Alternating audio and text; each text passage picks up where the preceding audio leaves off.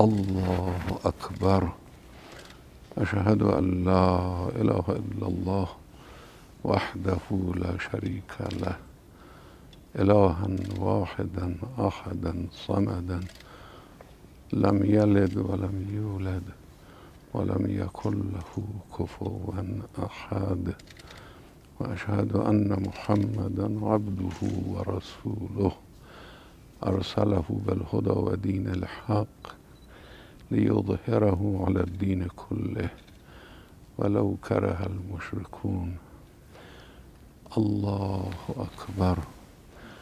اللهم صل على محمد وآل محمد، وبارك على محمد وآل محمد، وترحم على محمد وآل محمد كما صليت وباركت وترحمت على إبراهيم وآل إبراهيم إنك حميد مجيد. وصل على جميع الأنبياء والمرسلين. الله أكبر.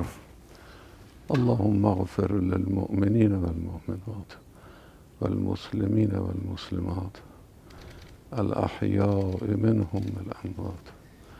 تابع بيننا وبينهم بالخيرات، إنك مجيب الدعوات، إنك قاضي الحاجات، إنك على كل شيء قدير. الله أكبر.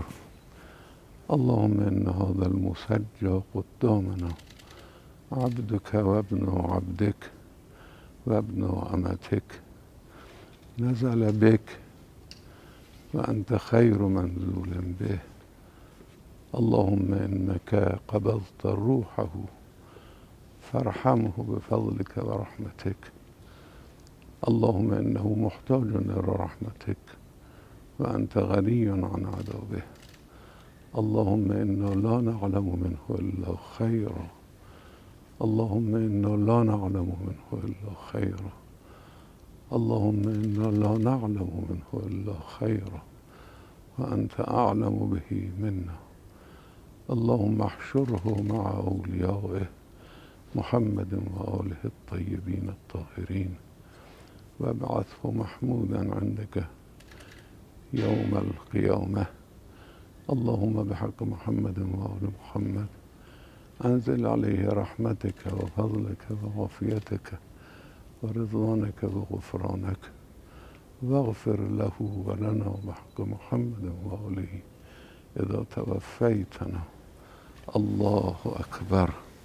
بسم الله الرحمن الرحيم. الحمد لله الرحمن الرحيم مالك إياك نعبد وإياك نستعين اهدنا الصراط المستقيم صراط الذين أنعمت عليهم غير المغضوب